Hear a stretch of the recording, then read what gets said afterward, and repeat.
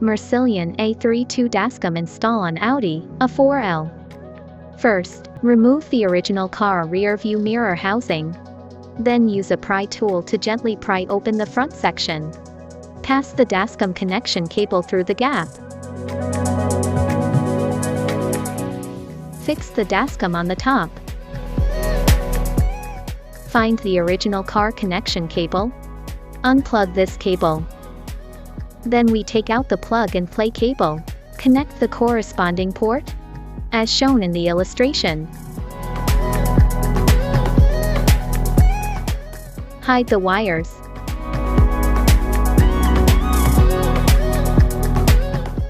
Install the rear cover plate.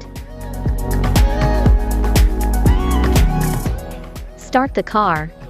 Flashing red light indicates that no memory card. Insert the memory card. Blue light flash.